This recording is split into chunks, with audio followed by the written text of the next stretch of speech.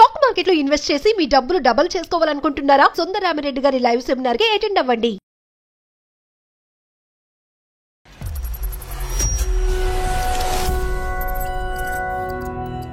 నమస్తే కళ్యాణ్. కళ్యాణ్ గారు, హద్దులు మీరిన అభిమానం అది తారాస్థాయికి చేరితే దాని పరిణామాలు కానీ దాని నుంచి వచ్చే సమస్యలు కానీ ఎంత తీవ్రంగా ఉంటాయనేది దీప్తి అనే అమ్మాయి మనకి మెయిల్లో చెప్పిందండి.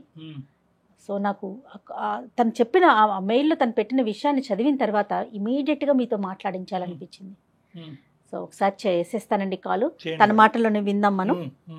మనల్ని దాటి అంటే మనం ఏం చేస్తున్నాం కూడా తెలియని సిచ్యువేషన్కి వెళ్ళిపోతే మన చుట్టూ ఉన్న వాళ్ళు ఎంత ఇబ్బంది పడతారో కదా కళ్యాణ్ గారు. హలో హలో, దీప్తి అండి. దీప్తినండి. నమస్తే అండి, నేను జయాని అందమైన జీవితం ప్రోగ్రామ్ నుంచి కాల్ చేస్తున్నాను.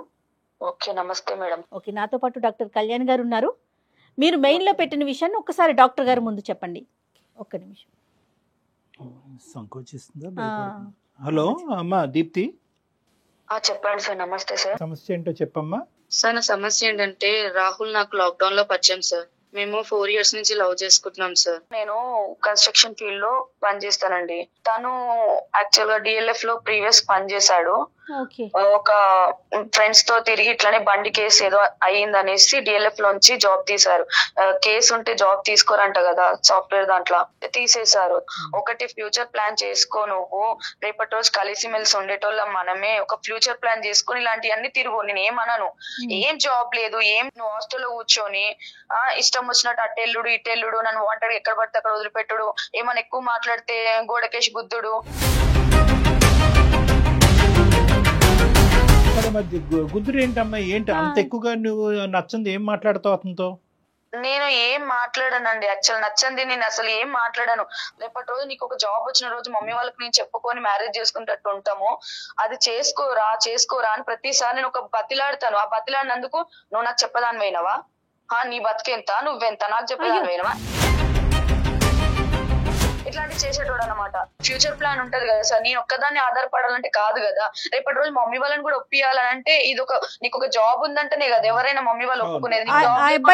ఒప్పుకుంటారు సార్. కాదు మా దీప్తి, వాళ్ళ ఇంట్లో తెలుసా? అతని ఇంట్లో వాళ్ళ ఇంట్లో అందరికి తెలుసు మేడం. ఫస్ట్ డే రోజు వాళ్ళ ఇంట్లో అందరికి చెప్పేశాడు, నీ అమ్మాయిని పెళ్లి చేసుకుంటా, ఇల్లు కట్టినప్పుడే నేను పెళ్లి చేసుకుంటా తినని, ఇప్పుడు నేను పెళ్లి చేసుకోను అనేసి ఆయన చెప్పాడు. అసలు మీ ప్రేమ అనే దానికి ఒక ఫౌండేషన్ ఉందా? ఈ అబ్బాయి మొదటి నుంచి వీరాభిమాని అని అనుకున్నా, లేదంటే మొదటి నుంచి ఉద్యోగం చేసేవాడా? అసలు ఎప్పుడైనా ఒక పద్ధతి వ్యవహారం ఉందా? అసలు ఏ పద్ధతి వ్యవహారం లేనటువంటి అబ్బాయిని నువ్వెందుకు ప్రేమించావు? అసలు ఏం చూసి ఇతనిలో ప్రేమించావు? చాలా మంచోడు సార్, ఆయన మంచోడు అని నేను అన్నాను సార్. ఇది ఒక్క ప్రాబ్లం లేకపోతే లైఫ్ అంతా హ్యాపీయే సార్. దీప్తి, నువ్వు అంటే ఇప్పుడు ఒక వ్యక్తిని అభిమానించేటప్పుడు వాళ్ళ గురించి నెగటివ్ గా మాట్లాడారనుకో, అభిమానించే వాళ్ళకి ఆటోమేటిక్ గా కోపం వచ్చేస్తుంది కదా. అభిమానం ఉండొచ్చు మేడం, మరి ఇంత ఘోరంగా ఉంది. అమ్మా దీప్తి, చెప్పండి 2 points చెప్పు, తర్వాత కావాలంటే ఆ అబ్బాయితో ఏమైనా మాట్లాడాలా అంటే అది చూద్దాము. ఒకటేంటంటే నువ్వు ఏం చూసి ప్రేమించాను అనే దాని గురించి నువ్వేంటంటే మంచి అబ్బాయి అన్నావు, బాగా చూసుకుంటున్నాను, అక్కడి వరకు అర్థమైంది. మంచి వీరాభిమాని అంటున్నావు, కానీ ఆ వీరాభిమానిలో మన దురదృష్టం కొద్దీ కొన్ని అవలక్షణాలు ఉన్నాయి. అదేంటంటే పేరు తీస్తేనే నిన్ను కొట్టడం ఒకటిని, తర్వాత ఏంటంటే ఉద్యోగ సద్యోగం లేకుండా ఓన్లీ సినిమాల వరకే పరిమితం అవటం అనేది ఇవి దురదృష్టకరమైన. వేరే అభిమానులు అంటే కనుక మేము కూడా అభిమానిస్తాం, కానీ ఆ అభిమానంతో పాటు సంఘానికి సమాజానికి ఉపయోగపడేటటువంటి పనులు చేస్తూ ఉంటాం. ఇప్పుడు నేను అడిగేది ఏంటంటే దీప్తి, ఏ విధంగా ఇతను అభిమాని అంటే ఏమన్నా రక్తదానాలు అన్నదానాలు ఇలాంటివి ఏమైనా కార్యక్రమాలు కూడా చేస్తాడా? అవును సార్, చాలా చేస్తాడు సార్ ఇలాంటివి. అందుకే ఆయన అంటే నాకు చాలా ఇష్టం సార్. ఆ హెల్పింగ్ నేచర్ ఉందా అనేసి నేను ఆయన లవ్ చేశాను సార్. అన్ని చేస్తాడు పర్ఫెక్టే, గానీ అప్పులు తెచ్చి అప్పులోళ్ళకి పైసలు ఇవ్వకుండా వాళ్ళ ఇంటి మీదకి వచ్చి అంత ప్రాణం మీద తెచ్చుకుంటారు సార్. అంత చేస్తాడు సార్ ఆయన గురించి. ఆయన అదే అందుగురించి నేను ఇందాకటి నుంచి మొదటి నుంచి మాట్లాడేటటువంటి ఒక 2 మాటలు ఏంటంటే, అభిమానం వరకు మేమందరం హర్షిస్తాం, గర్విస్తున్నాం అమ్మా, ఎందుకంటే అతనికి నిజమైనటువంటి అభిమాని. సినిమాలు చూడటం ఒకటికే కాకుండా కావలసినటువంటి సేవా కార్యక్రమాల్లో అన్నింటిలో కూడా. కానీ వ్యక్తిత్వ పరంగా ఇతను ఎటువంటి అభివృద్ధి చెందుతున్నాడు అనేది ఇక్కడ ప్రశ్నార్థకం. నీ ప్రెసెంట్ సిచ్యువేషన్ ఏంటమ్మా? ప్రేమ ఎంతవరకు వచ్చింది? ఏం జరుగుతుంది మీ ఇద్దరి మధ్యన? 1.5 year నుంచి తను అసలు మాట్లాడతలేడు సార్ నాతోటి. మాట్లాడట్లేదు ఎందుకంట? ఏం జరిగింది? నేను ఏం తప్పు చేశాను అంతగానం? సరే కొడితే కొట్టు, కానీ మరి ఇన్ని సంవత్సరాలు లవ్ ఏమైతుంది? ఏదో ఒక రీజన్ చెప్పు రాహుల్ అని అంటే సింపుల్ గా ఒక 2-3 months మాట్లాడలేదు. సిమ్ బ్లాక్ చేశాడు, సిమ్ వేరే నెంబర్ తీసుకున్నాడో తెలియదు, ఫోన్ కలుస్తలే. ఇంట్లోకి వెళ్ళి వాళ్ళ అక్క వాళ్ళందరినీ అడిగితే కూడా నెంబర్ తెలియదు అని మాట్లాడుతున్నాడు. తను ఇక్కడ లేడు, ఎక్కడ ఉన్నాడో కూడా తెలియదు అని మాట్లాడుతున్నారు. ఒకటే సార్ ఆయన అంటే నాకు చాలా ఇష్టం, ఒకటే ఆయన నన్ను కలపండి సార్, అది అంతకు మించి నేను ఏం మాట్లాడాను సార్ మీ దగ్గర. సో అతని కంటే నువ్వు అతను కావాలి అనుకుంటున్నావు, మీ ప్రేమ గెలవాలి అనుకుంటున్నావు, ఫ్యూచర్ నిలబెట్టుకోవాలి. ఇటు వచ్చి ఏంటంటే కమ్యూనికేషన్ నేను మార్చుకుంటా సార్ అదంతా. అయ్యమ్మా మిగతాది మార్చుకుంటా. నువ్వు తన ఫ్రెండ్ దగ్గర నుంచి నేను నెంబర్ తీసుకున్నా. నేను ఓకే, వెరీ గుడ్. 10 days అవుతుంది కానీ మాట్లాడడానికి ధైర్యం సరిపోవట్లేదు సార్ నాకు. సరే మేము మాట్లాడతాను. నెంబర్ మీకు ఇస్తా సార్, మీరు మాట్లాడతారా సార్? రైట్, మాట్లాడు. దీప్తి ఈ నెంబర్ కి ఫార్వర్డ్ చేయమ్మా, నేనే కాల్ చేస్తాను అతనికి. ఓకే.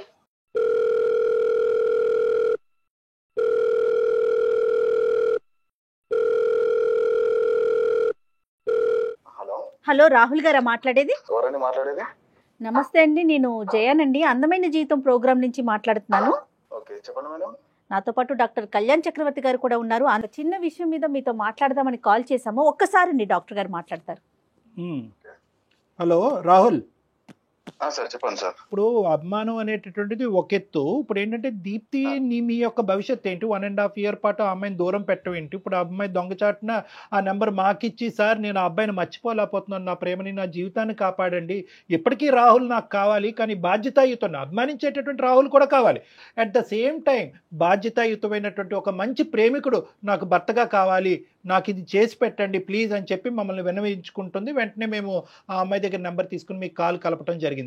ఒక్కసారి మీరు ఓకే అంటే కోపాలు తాపాలు ఇవన్నీ తీసి పక్కన పెట్టి, మేము ఒక మంచి ఉద్దేశంతో మన ఇద్దరం ఒక గొప్ప వ్యక్తికి ఫ్యాన్స్ కాబట్టి మన ఇద్దరికి ఒక కామన్ ఆస్పెక్ట్ కుదిరింది కాబట్టి మీకు ఎటువంటి కోపతాపాలు లేకుండా దీప్తికి ఫోన్ కలపమంటే ఒకసారి ఫోన్ కలుపుతాం.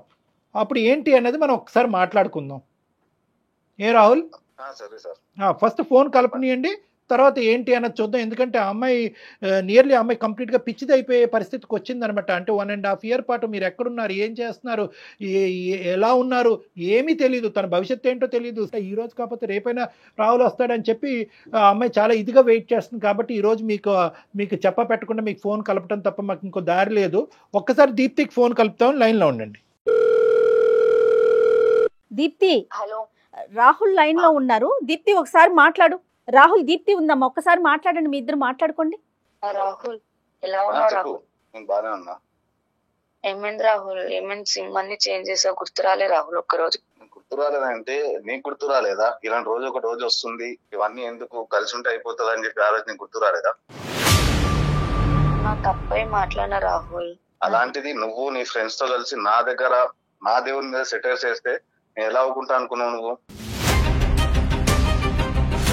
ఫస్ట్ టైం కాదు కదా, నీకు వార్న్ చేశాను, చాలా సార్లు వార్న్ చేశాను, వద్దు వద్దు వద్దు అని చెప్పి. రాహుల్ ఇప్పుడు నుంచి నీ ఇష్ట ప్రకారమే ఉంటా రాహుల్. మనం ఉన్న రిలేషన్షిప్, ఇన్ని రోజులు రిలేషన్షిప్ లో నేను అడుగుతున్నా, ఇన్ని రోజులు రిలేషన్షిప్స్ నీకు సంవత్సరం గుర్తుకు రాలేదు కదా, అలాగే ఉండిపోయి. గురించి నేను సంవత్సరంన్నర నుంచి ఎన్ని రోజుల నుంచి నేను నెంబర్ కోసం ఎదురు చూస్తున్నాను. నీ ఫ్రెండ్స్ అడుగు ఒక్కసారి. నేను ఎంత హర్ట్ అయ్యి ఉంటే నా ఫ్రెండ్స్ అందరికి చెప్పింటాను, ఎవరు ఫోన్ చేసిన, దీప్తి ఫోన్ చేసిన, నా నంబర్ ఇవ్వకండి రా అని చెప్పి. అసలు ఎక్కడ గాయపడింది నీ మనసు? ఎక్కడ గాయపడింది? నీ అభిమానానికి అగైనెస్ట్ గా అమ్మాయి ఏం మాట్లాడింది రాహుల్? ఏదో బర్త్డే పార్టీకి సంథింగ్ ఏదో అకేషన్ లో ఒక దగ్గర అందరం కూర్చున్నప్పుడు ఆ రోజు జరిగిన సంఘటన మేడం. అందరు కలిసి నా ఒక్కడి మీద సెటర్లు వేస్తున్నారు మేడం. నా రూమ్ నిండా ఆయన పోస్టర్స్ ఉంటాయి, నేను బండి మీద కూడా ఆయన ఫోటో వేసుకుని ఉంటా.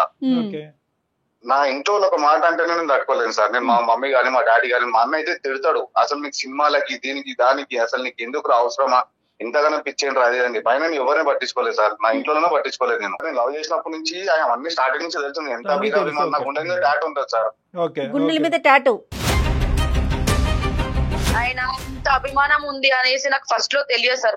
1 year నుంచి నాకు తెలియదు. దీప్తి కేక్ కటింగ్ బర్త్డే అప్పుడైతే కనుక ఇతను ఏ స్థాయిలో అభిమానిస్తున్నాడు అప్పుడైతే కనుక నీకు క్లియర్ కట్ గా ట్రాన్స్పరెంట్ గా తెలుసు కదా. మరి తెలుసు సార్. నువ్వు ఒక్కదానివే మాట్లాడితే తట్టుకున్నటువంటి మనిషి ఒక నలుగురిని తీసుకొచ్చి అతని మీద సెటైర్లు వేసి వ్యంగ్యంగా మాట్లాడితే కనుక ఊరుకుంటాడమ్మా మరి నీ లవరు? నేను అక్కడ వాళ్ళందరూ వచ్చి మాట్లాడుతున్నప్పుడు, నేను వాళ్ళతో గొడవ పడుతున్నప్పుడు ఈ అమ్మాయి మధ్యలోకి వచ్చి ఏమి ఆపాలి కదా, వాళ్ళని పక్కకు తీసుకెళ్లిపోయి వద్దు మావాడితో నీకు ఏం అవసరము, ఆయన పిచ్చి ఆయనది, ఆయన అట్లనే చేసుకుంటాడు. నేను గుండె మీద టాటూ వేసుకొని ఇంత ప్రేమ అంత పిచ్చి ఉన్నది ఆయన ఆ సార్ మీద నాకు. నేను దేవుళ్ళ భావిస్తాను సార్ ఆయనని. కానీ అందులో ఈ అమ్మాయి పాత్ర లేదంటుంది కదా రాహుల్, అంటే ఈ అమ్మాయి జోక్యం చేసుకుని ఆపలేదనా? సార్ పాత్ర లేకపోయినా సార్ ఇప్పుడు రోడ్డు మీద గొడవ జరుగుతున్నప్పుడు ఏదైనా అవుతున్నప్పుడు తెలియని వాడు వచ్చి మధ్యలో ఆపుతారు సార్, ఎందుకు గొడవ పడుతున్నారు అని చెప్పి. అక్కడ నా లవర్ అయితే ఉంటే నేను వాళ్ళతో గొడవ పడుతుంటే మధ్య రాకుండా పక్కకి వెళ్ళి కూర్చొని నేను వాళ్ళతో గొడవ పడుతుంటే ఎంజాయ్ చేసుకుంటూ అవుతుంది సార్.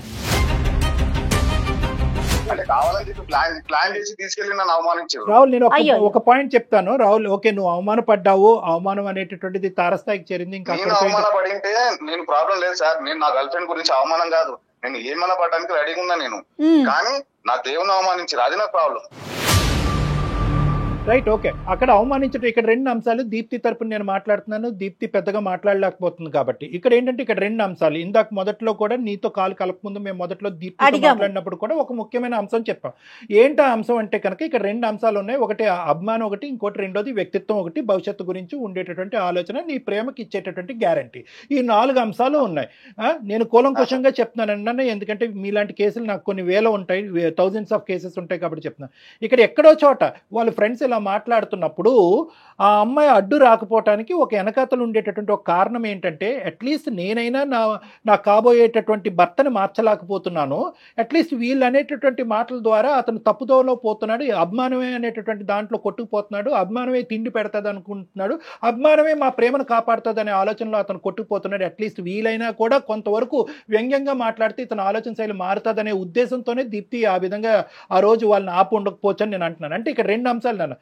అభిమానం ఓకే, అభిమానం ఎంతవరకు అయితే అభిమానించాలో అంతవరకు అభిమానించండి, సామాజిక సేవలు చేయండి, సమాజానికి ఉపయోగపడండి, రక్తదానాలు, అన్నదానాలు, ఇలాంటి సేవా కార్యక్రమాలు ఎన్నన్నా చేయండి, హ్యాట్స్ ఆఫ్.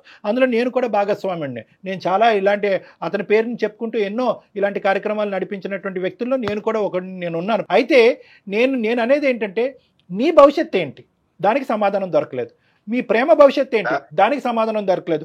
ఒక ఆడపిల్ల రేపొద్దున నానా సంబంధాలు వస్తూ ఉంటే కనుక ఆ సంబంధాలన్నీ అమ్మ తీసి పక్కన పెట్టేసేయండి, నేను రాహుల్ని ఒక్కడే నేను నమ్మి ముందుకు పోతున్నాను అనేటటువంటి ఆ తల్లిదండ్రులకి ఈ అమ్మాయి ఎటువంటి సమాధానం చెప్పుకోవాలి? దీనికి మీరు ఆ అమ్మాయికి ఎటువంటి అష్యూరెన్స్ గ్యారంటీ ఇచ్చారనేది ఒక్కసారి చెప్పండి. ఈ అమ్మాయి ఏదైతే ఉందో నాకు స్టార్టింగ్ నుంచి ఈ అమ్మాయికి అన్ని తెలిసినప్పుడు, లవ్ స్టార్టింగ్ అప్పుడే ఒక మాట అయిపోయింది, నేను ఇట్లుంటే నాకు నచ్చదు అని చెప్పి.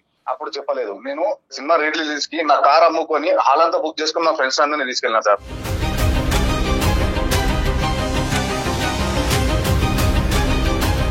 పెద్ద సంఘటన ఏమైనా ఉంటుందా? అది రికార్డులు అన్ని రికార్డులు బదులు కొడుతున్నాయి, కానీ మీ ప్రేమ రికార్డు ఎవరు ఎలా బదులు కొట్టాలి? ఈమె ఆ రోజు చెప్పేది ఉండేది సార్, ఇంత అభిమానం ఏంటి నీకు, నీకు ఇష్టపడి కొనుక్కున్న కారు కూడా నువ్వు అమ్మేసుకొని అందరినీ తీసుకోవడానికి కారణం ఏంటి, అసలు నీకు ఎందుకు, నువ్వు ఆపుకొని ఆ రోజు చెప్పుకోవచ్చు కదా.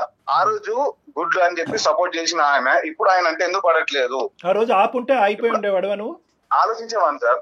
దీప్తి గురించి ఆలోచించేవాడువా, లేకపోతే నీ అభిమానాన్ని కొంత తగ్గించుకోవాలని ఆలోచించేవాడువా?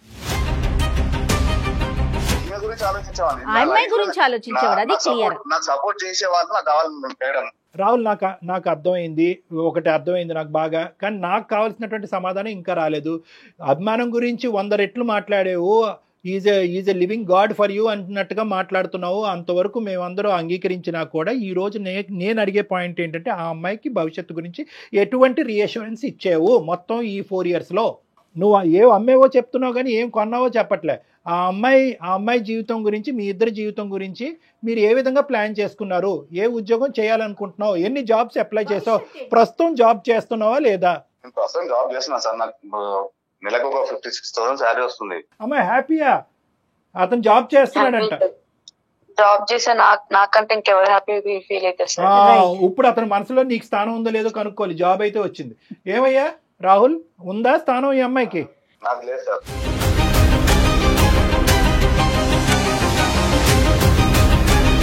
లేదా? అయ్యో, అమ్మాయి నెంబర్ దొరికితేనే ఎగిరి గంతేసింది, అయిపోయింది, ఇక్కడతో క్లోజ్ అనే ఇష్యూ. ఇంకా నీకు లేదా? ఇప్పుడు ఆ అమ్మాయి అంటే మీరు ప్రేమించుకున్నటువంటి రోజులు, గడిపినటువంటి గడియలు అన్నీ కూడా ఒక బర్త్డే పార్టీ, కేక్ కటింగ్ రోజు వాళ్ళ ఫ్రెండ్స్తో పాటు వాళ్ళు సెటైర్లు వేసారు కాబట్టి మనసు తిరిగిపోయి ఇంకా అక్కడతో ప్రేమని సాక్రిఫైసా? ప్రేమ లేదా ఇంకా? ఇంత ముందుకే చెప్పాను, ఎప్పుడు చెప్తున్నాను సార్, ఆ జోక్స్ అనేవి అవి లిమిట్ లో నా దగ్గర దాకా వచ్చింటే నేను ఈ అమ్మాయి గురించి ఎక్కడ దాకా వెనకాలని రెడీగా ఉండే. నేను మా ఫ్రెండ్స్ ఇన్సల్ట్ చేసిరానే ఫీల్ అవుతున్నావు నువ్వు 10 మంది ముందు నన్ను కొట్టేది నేను ఎంత ఫీల్ కావాలి రాహుల్? మరి ఒక ఆడపిల్లని రోడ్డు మీద కొట్టి ఒక ఆడపిల్లని ఒక మధ్యలో వదిలిపెట్టి నువ్వు ఆటోకి వెళ్ళు, నేను మళ్ళీ వస్తా అనేసి ఇంపార్టెంట్ పని ఉందని వెళ్ళి ఎందుకు ఈ అన్ని అబద్ధాలు చెప్పి నన్ను గాయపరచలేదా నువ్వు? నాకు లేదా బాధ? మరి ఆ హింస ఏంటి రాహుల్? దానికి మీ సమాధానం ఏంటి?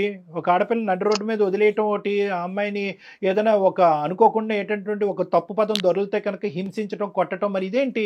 నా అభిమానం అలాంటిది. నా ఇష్టం, నా దేవుని గురించి ఒక మాట తప్పుగా మాట్లాడితే నేను ఎక్కడ దాకా తెలియజేస్తా సార్.